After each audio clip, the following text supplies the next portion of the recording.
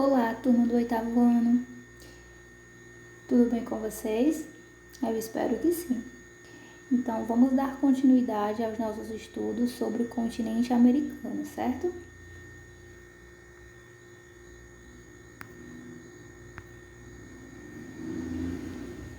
Então, os tópicos que nós vamos estudar hoje é com relação ao relevo e à civilização da América, presente nas páginas 200 a 208 do livro de Geografia.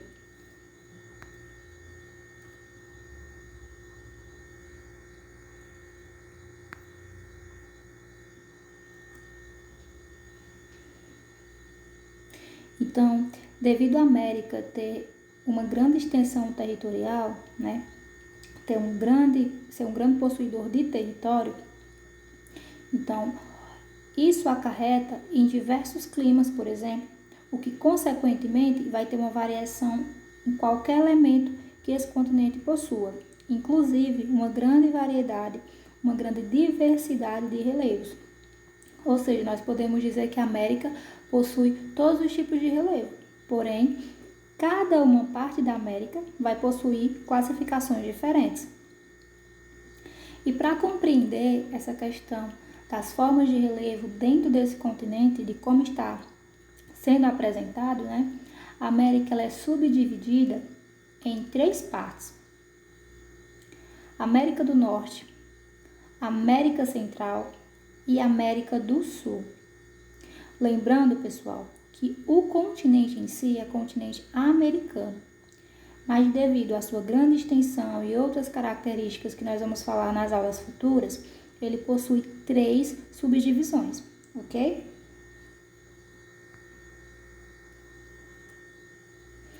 Essa figura, ela representa o mapa físico do continente americano, ou seja, onde a gente pode traçar as principais formas e presenças de relevo, tá bom? A imagem tá bem pequenininha, mas vocês podem visualizar na página 201 que vocês têm um mapa físico bem maior e vocês vão conseguir perceber esses detalhes com maior clareza. Então, sabendo que os fatores que formam o relevo de qualquer parte do mundo, seriam os agentes endógenos, ou seja, os agentes internos, aqueles agentes que acontecem embaixo da superfície terrestre, e os agentes exógenos, que são aqueles que vão acontecer de forma externa, que acontecem aqui na superfície terrestre, ou seja, onde nós andamos, onde nós construímos, certo?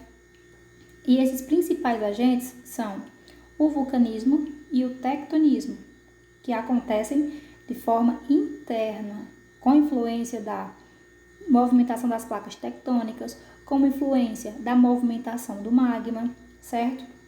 E de forma externa, nós temos as chuvas, que vão classificar a quantidade de água nos rios, nos mares, nós temos o vento, enfim. E essa classificação, esses fatores que determinam o relevo, também são observados no continente americano, certo? Então, esses agentes, tanto internos quanto externos, eles ajudam nessa construção e nessa modificação do relevo do continente americano.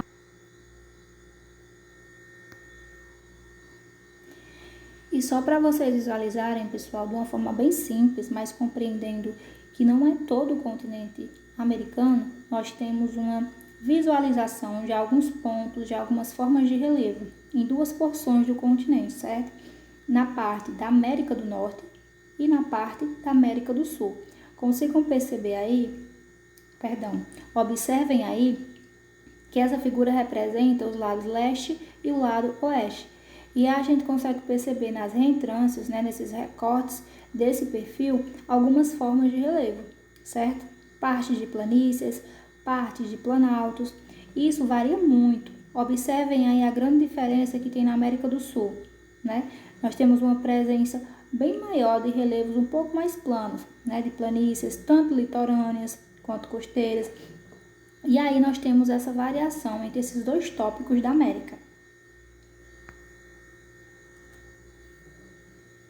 Na porção ou na parte oriental ou leste, o que é que predomina com relação ao relevo, né? E a gente diz que a América ela é dividida em 3 grandes conjuntos de relevo, ou seja, é dividido em 3 grandes partes e aí a gente vai classificando em formas de relevos diferentes. Então, na porção ou na parte oriental ou leste, o que a gente vê com a predominância, né? Uma presença maior? Extensos planaltos. E esses planaltos, eles têm sua formação cristalina, ou seja, aquelas rochas bem mais resistentes, né? De uma origem bem antiga. Essa é a formação de relevo da parte leste, né? Com altitudes modestas, devido a atividades de erosões. Então, nessa parte, tanto tiveram influência os elementos internos, porém, elementos como o vento, por exemplo, elementos como a chuva, provocam grandes erosões nas rochas e vão provocando grandes modificações no relevo. Na porção leste, nós já temos uma presença bem maior dos planaltos, né?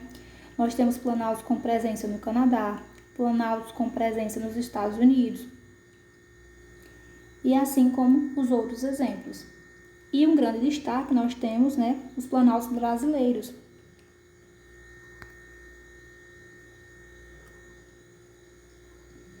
Então, na América do Norte, de modo geral, ela é geologicamente antiga. O que é que isso quer dizer? Que a formação do relevo, do solo e, por consequência, né, vindo sendo derivado também das porções de rocha, ela é uma formação bem antiga, formada nas primeiras eras, nós podemos dizer. Então, embora possua algumas formações de relevo mais recentes, mas a sua grande formação de relevo ela é bem mais antiga. No Canadá, por exemplo, encontram-se rochas de 3 bilhões de anos, que estão entre os mais antigos do planeta. Então, é perceptível que a formação original do relevo, com sua predominância na América do Norte, seja mais antiga, mas, porém, nós temos algumas reentrâncias de relevo um pouco mais recentes, que aí tem uma influência muito grande com os agentes externos, como vento, chuva, certo? Como um grande destaque, né, tanto de relevo quanto de formação e também um ponto turístico, nós temos os Montes Apalaches nos Estados Unidos. Essas regiões são ricas em recursos minerais, derivados do elemento chamado ferro, certo? As rochas que possuem esse elemento e os solos que possuem esse elemento, nós temos uma coloração mais avermelhada. Então, nós dizemos que é um solo que ele é rico em ferro. Então, esses montes Apalaches, eles têm uma formação do seu relevo com essa base, com essa derivação de rochas, com essa derivação do solo, com uma presença muito maior de ferro.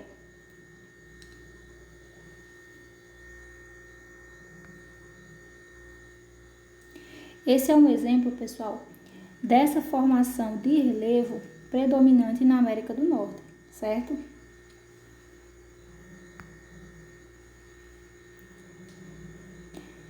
Na América do Sul, nós temos o grande destaque para os planaltos brasileiros, certo? Observem essa figura, pessoal. Vamos só recordar o que seria, então, exatamente um relevo classificado como planalto. É aquele relevo que nós temos uma base um pouquinho mais plana, mas nós vamos ter, né, esses contornos de uma altitude um pouco mais elevada. Percebam aí nessa figura que representa o relevo do Brasil, um destaque dos principais, né, dessa presença principal. Vejam aí o Planalto Central e o Planalto Atlântico, quando a gente tem uma presença muito maior desse tipo de relevo no Brasil.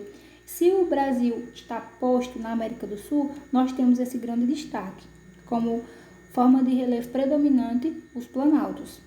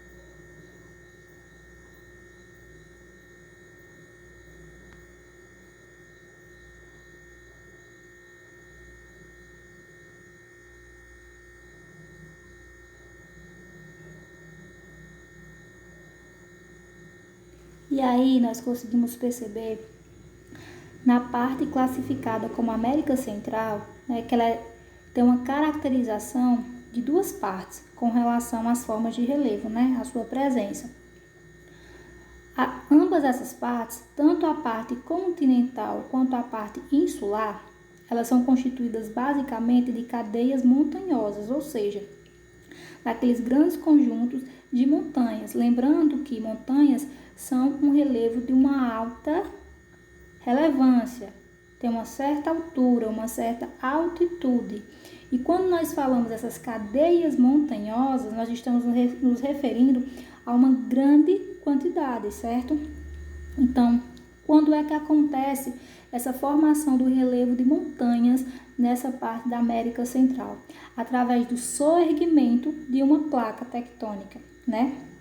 Tem um choque entre a placa tectônica, a placa do Caribe e a placa do Pacífico, né? E ao haver esse choque, nós dizemos que sofre uma ruptura, né? Que acontece uma quebra, e aí acontece um soerguimento. O que é esse soerguimento? Nós vamos ter uma elevação dessa forma de relevo, e aí ao chegar à superfície, estando presente com os agentes externos também, como o vento, como a água das chuvas, tem essa constituição das cadeias montanhosas nessa porção da América. Tendo também uma presença muito forte de planícies, que são organizadas, que foram formadas justamente por agentes externos, como a água das chuvas, por exemplo. Ela vem trazendo sedimentos, né, de outras formas de relevo, sedimentos de solo, sedimentos de rocha. O que seriam esses sedimentos? Pequenas partículas. E aí, com o decorrer dos anos, isso nós falamos, pessoal, em centenas de anos, é uma formação de relevo, certo? Não se forma um relevo em apenas um ano, por exemplo. E aí, com o passar do tempo, essa deposição, a água vem trazendo esses elementos e vai acumulando, foi se formando algumas partes, alguns trechos de planície. Vejam aí no livro de vocês que tem uma parte onde é mencionada a planície central, certo? E vocês podem ver aí que ela é uma área caracterizada por ter solos altamente férteis, justamente por isso, porque essa quantidade de sedimentos que as águas vão trazendo ao longo dos anos e vão depositando, há uma mistura de vários tipos de solo, e assim vai deixando um solo altamente fértil, tanto para a agricultura, quanto possibilita, consequentemente, a criação de animais, certo? Já que a planície é um tipo de relevo com pequenas altitudes. Nós temos uma grande extensão de uma área bem mais plana, mais retinha, então facilita muito atividades agrícolas e facilita muito a criação de animais. Então, nós temos essa presença muito grande de planícies na América Central. Mas não podemos esquecer que em algumas partes temos também presença de algumas cadeias montanhosas, certo?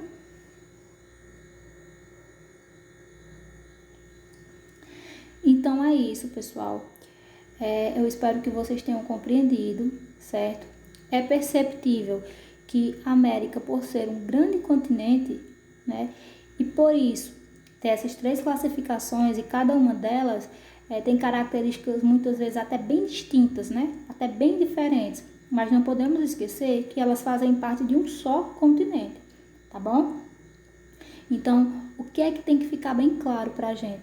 Que dentro desse continente, devido à sua variação climática, devido a vários e vários outros fatores, nós temos a presença de vários tipos de relevo. Podemos encontrar montanhas, podemos encontrar planícies, planaltos, certo? O que temos que observar é qual parte, qual porção do continente estamos falando, para que assim a gente possa perceber qual é o tipo de relevo predominante, certo? Então é isso.